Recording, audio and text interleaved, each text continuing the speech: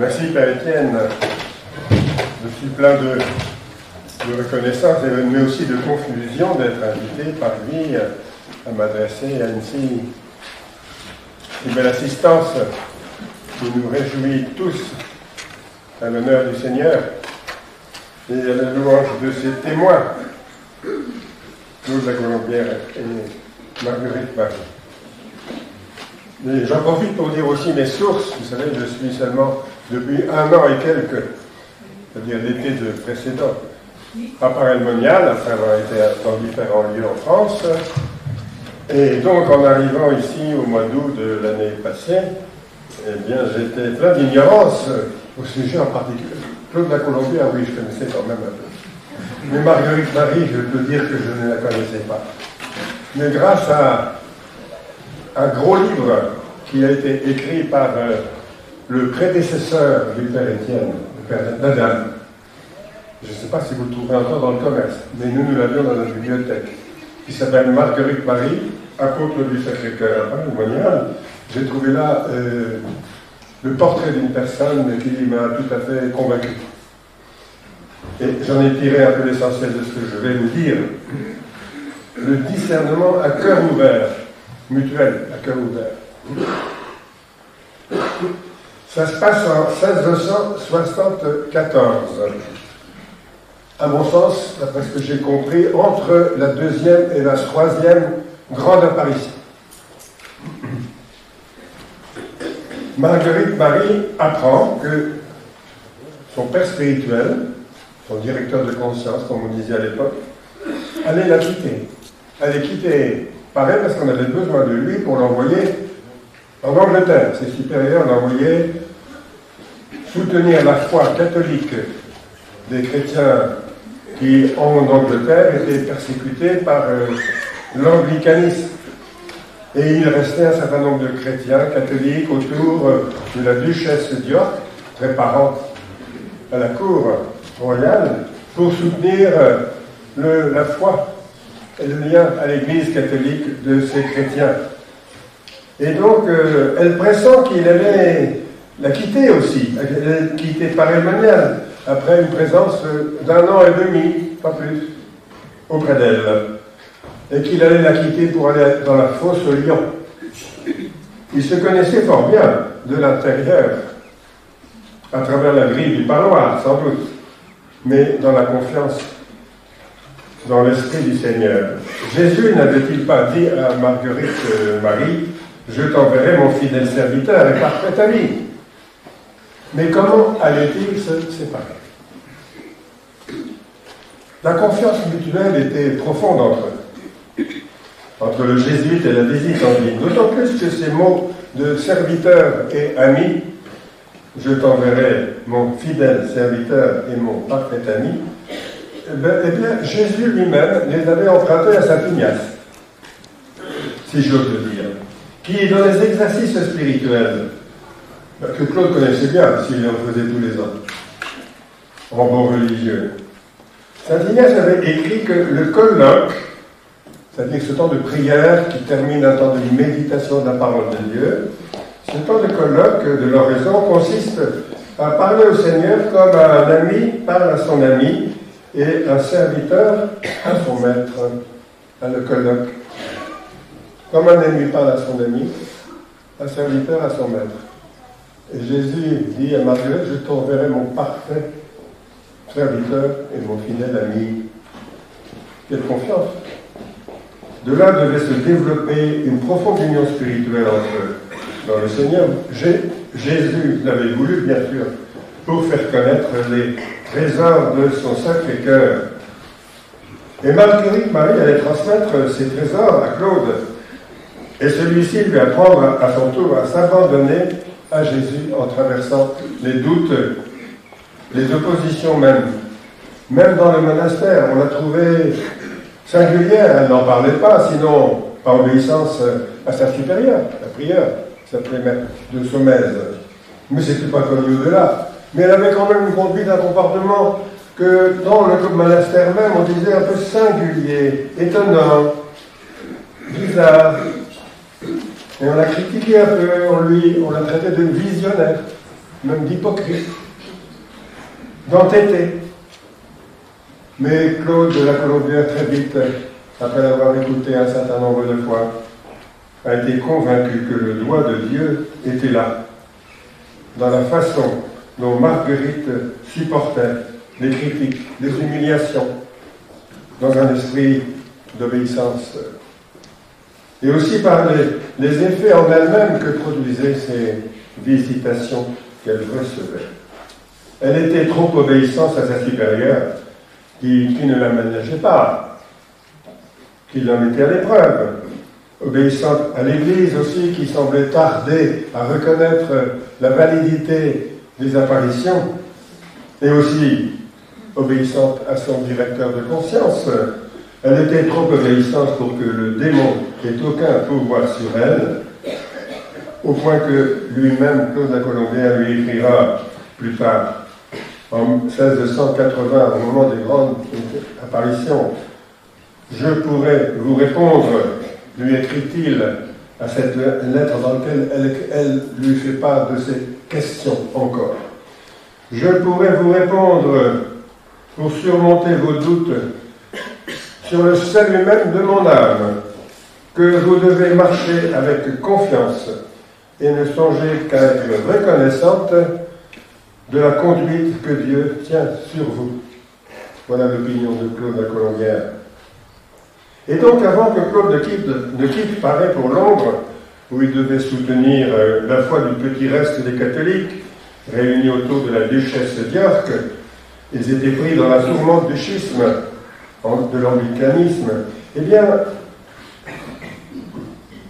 Marguerite Marie lui fit remettre un petit document,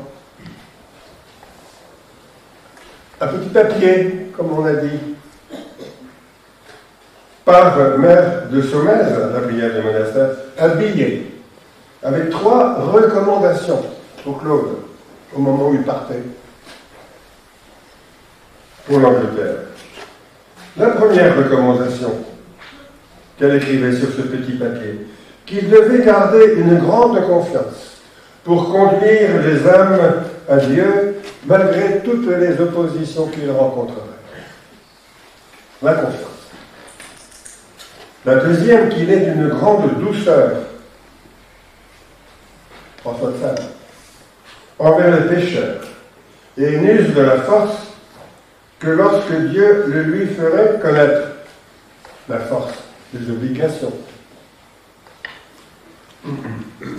Et la troisième, très courte, mais pleine de sens à mesure, dit-elle, que Dieu lui en donnera l'intelligence, qu'il ait grand soin de ne jamais tirer le bien de sa source.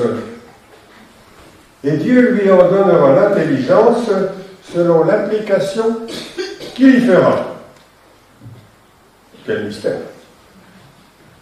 6 mois plus tard, à la suite de sa retraite à Londres, Claude écrira à la supérieure, mère de Saumaise, bien sûr, qui était à cette époque, je pense, à Moulins, l'ancienne prieure de Paray, maintenant, qui avait quitté le monastère de Paray.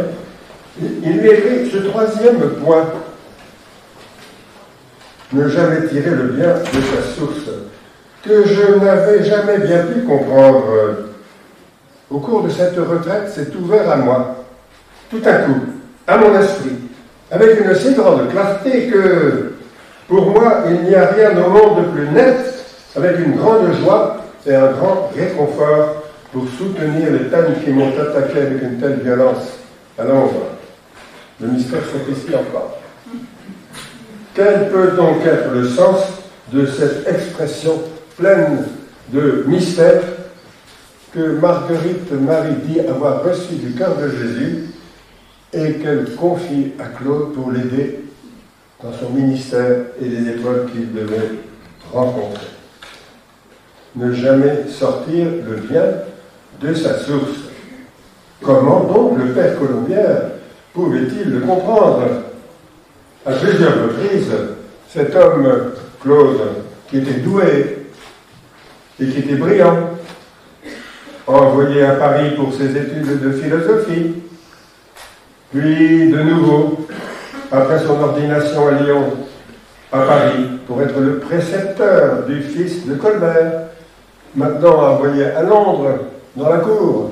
Oh là là, que d'honneur, que de reconnaissance de ses talents. Elle avait pressenti sans doute Marguerite, la fine et intuitive Marguerite Marie, que, envoyée à Londres dans ce milieu proche de la cour, et qui avait confié à Marguerite Marie ses propres tentations concernant son combat spirituel, dont il parlera souvent dans ses notes personnelles qu'on a retrouvées après sa mort. Eh bien, cette tentation, c'était la tentation de vanité, de gloriole, de s'approprier les dons qu'il avait reçus et développés, le risque d'une vaine complaisance, la tentation de s'attribuer ses propres capacités à soi-même, au lieu de les attribuer entièrement au donateur, au cœur de Jésus, sans quelquefois même en avoir conscience, qui sait. Peut-être en avait-il fait confidente à sa pénitente, pour l'encourager, elle, à ce moment où il allait la quitter, l'encourager à ne rien s'attribuer des grâces divines, d'où cette nouvelle confidence, voilée sans doute mais sincère, amère de Saumaise, ne jamais tirer le bien de sa source, à savoir, dans toutes ses démarches, ses actions, ses conversations qui faisaient tant de bien, ne jamais s'attribuer le bien, le fruit de son action, prendre grand soin de le recevoir de Dieu, c'est-à-dire de la source, de demeurer docile à l'Esprit Saint, d'agir, mais en se laissant agir.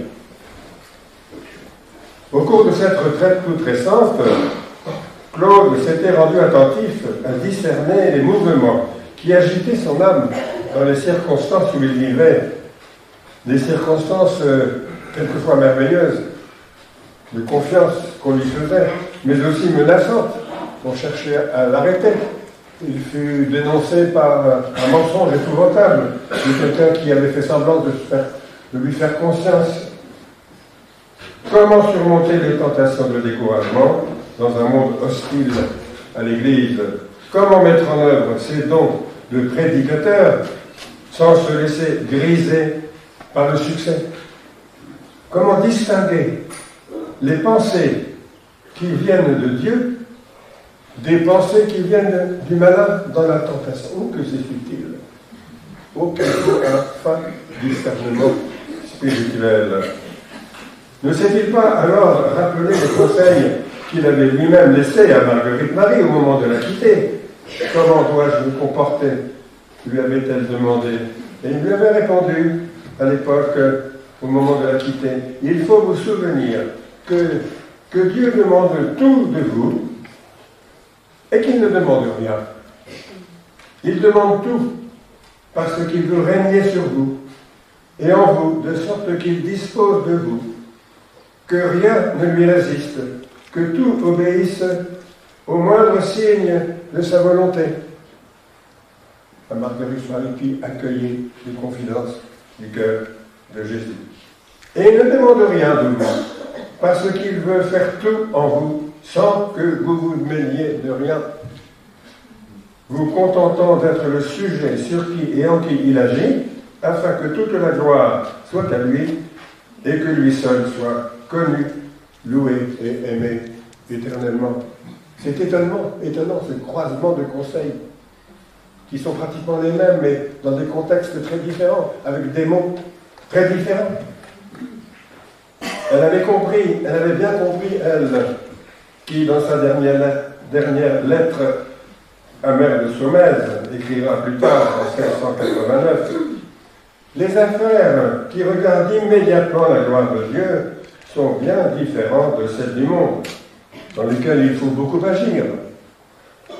Mais dans celle de Dieu, il faut se contenter de suivre son inspiration et puis laisser agir la grâce et suivre ses mouvements de tout notre pouvoir.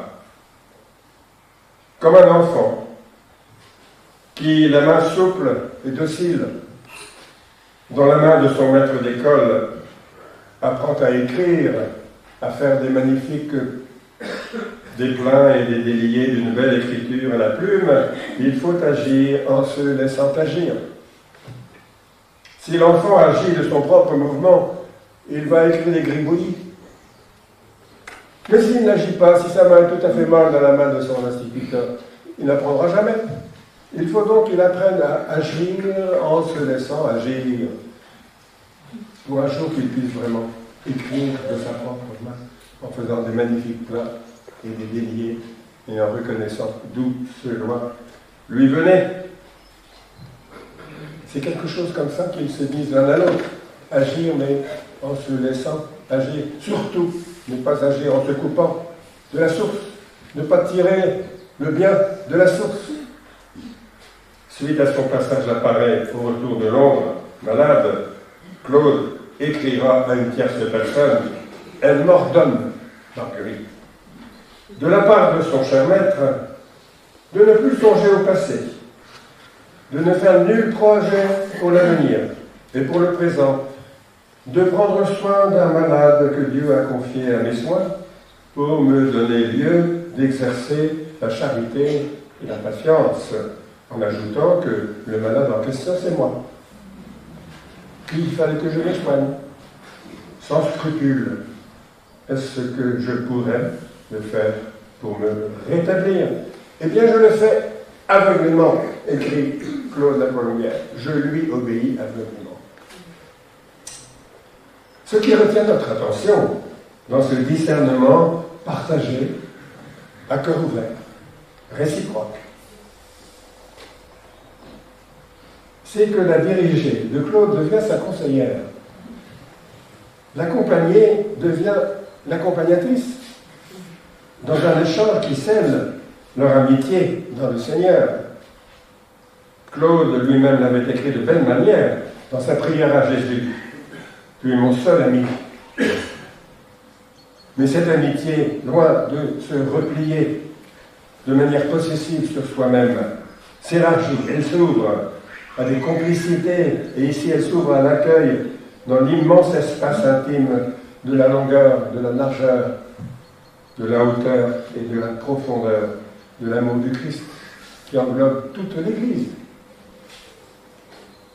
Un auteur contemporain, qui est décédé il y a peu de temps, que certains d'entre vous connaissent certainement pour avoir lu cet ouvrage spirituel, Maurice Zandel, l'a bien vu, ce mystère profond de l'unité dans l'amitié du Christ, en l'appliquant à nos relations dans l'Église. Il écrit « Il y a en moi, plus grand que moi, un espace illimité qui peut tout accueillir, un espace qui peut devenir pour les autres un ferment de joie et de liberté. Dieu, c'est quelqu'un qui est en moi, au plus profond de moi, mais qui n'est pas moi. C'est quelqu'un qui est au plus profond de l'autre, mais qui n'est pas lui, mais qui n'est pas elle. C'est quelqu'un qui nous rassemble. C'est quelqu'un dont la vie circule des uns dans les autres. C'est quelqu'un qui nous unit et qui lui seul peut nous unir. Nos deux amis disaient, c'est quelqu'un qui est du cœur, mais qui a un cœur sans limite, un cœur large et généreux. Voilà la leçon qu'ils nous apprennent, l'amitié du Seigneur, dans la réciprocité des avis, des conseils et des encouragements. Jésus nous invite à ce discernement à cœur ouvert, qui est mutuel. Saint Ignace fait remarquer à la fin des exercices spirituels, en parlant de la contemplation pour parvenir à l'amour, que l'amour, même dans la réalité humaine, l'amour consiste en une communication mutuelle. Celui qui aime donne et communique à la personne qu'il aime son bien. Et même en retour, il reçoit de l'aimer son bien. Ils partagent leur bien. Mais le bien, il ne faut pas le tirer hors de sa source. Ce bien, ils l'ont chacun reçu, mais ils le partagent. Et ils se rendent à ce service mutuel de leur révéler l'amour du cœur de Jésus.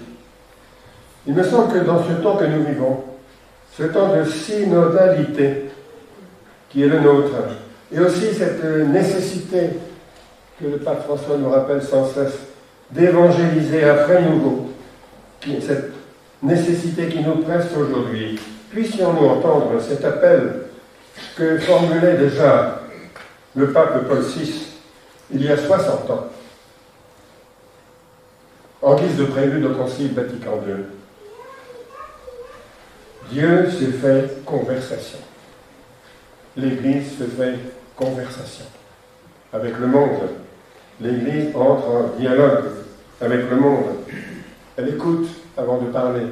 Elle invite sans faire d'obligation. Elle apprend du monde autant qu'elle le lui donne. À notre Église comme à nous-mêmes, Marguerite Marie aurait peut-être dit aujourd'hui,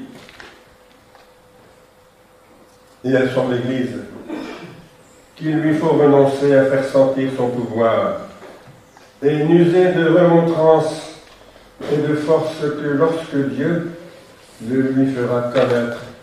Quelle humanité et quel discernement. Il y a des moments pour parler, il y a des moments pour se taire.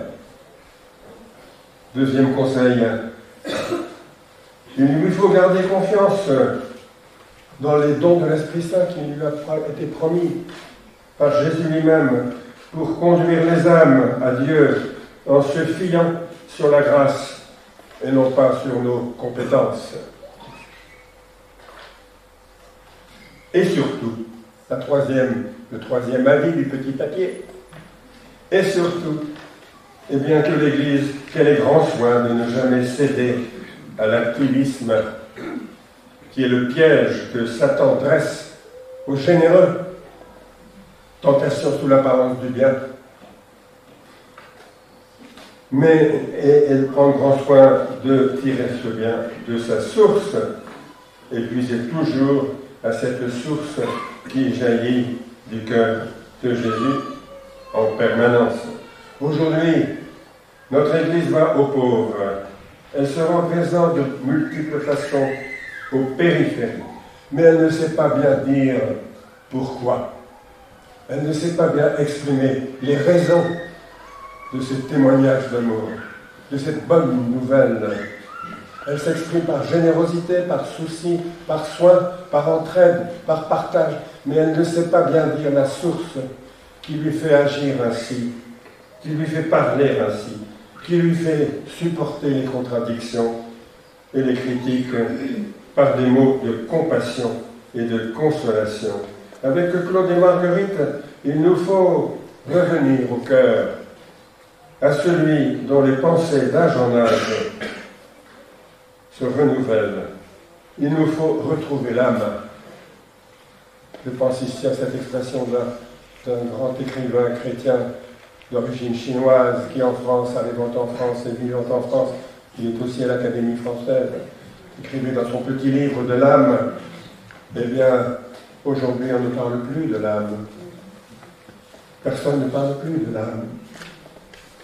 Il nous faut retrouver l'âme, reparler de l'âme, des pensées qui l'agitent et du discernement que l'Esprit Saint nous fait faire là, entre les pensées qui viennent du Seigneur et les pensées qui viennent du malade. Il nous faut trouver l'art de la conversation spirituelle, en tout temps.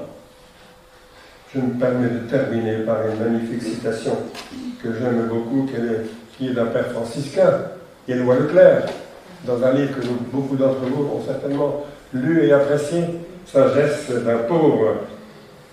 Il nous faut retrouver cette sagesse d'un pauvre qui reçoit tout pour partager tout. Il met en scène dans ce petit livre Saint François d'Assise et son compagnon. Son compagnon, qui s'appelle Tancrède, ils s'en vont sur les routes. On disait d'eux, les premiers franciscains, qu'ils marchaient sur les routes et qu'ils vivaient de telle sorte que toute rencontre devenait une expérience spirituelle. Alors François dit à son compagnon sur la route, nous devons essayer d'imiter le Seigneur. Jusqu'à présent, nous n'avons presque rien fait. Commençons donc à faire quelque chose. Mais par quel bout commencer, Père? C'est facile de parler d'évangélisation, mais quand on vit dans un monde complètement indifférent, par quel bout commencer? C'est pas simple du tout. Demande Tancrède. Eh bien, la chose la plus urgente, répondit François, c'est de désirer avoir l'Esprit du Seigneur. Lui seul peut nous rendre foncièrement bons, d'une bonté qui ne fait plus qu'un avec notre être le plus profond. Il se tut un instant, puis il reprit.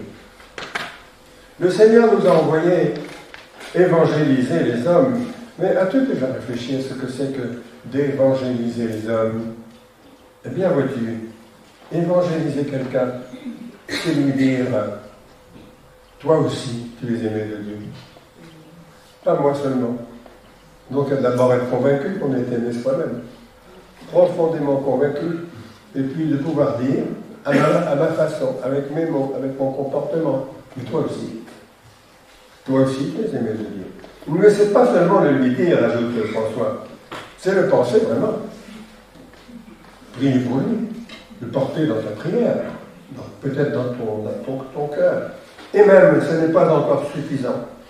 Pas seulement le penser, mais se comporter avec cette personne d'une telle façon qu'elle découvre qu'il y a en elle quelque chose de plus beau, de plus grand, de plus noble que ce qu'elle pensait.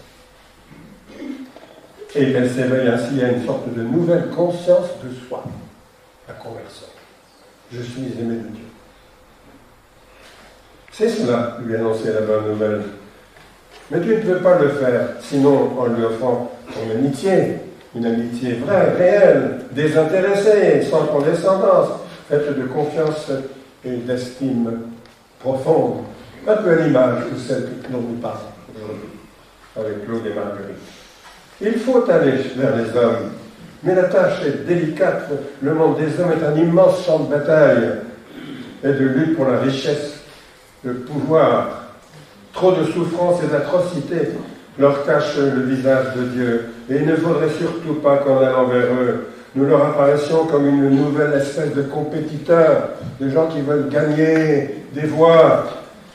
Nous devons être au milieu d'eux des témoins pacifiés du Tout-Puissant. Des hommes sans convoitise et sans mépris, capables de devenir réellement leurs amis.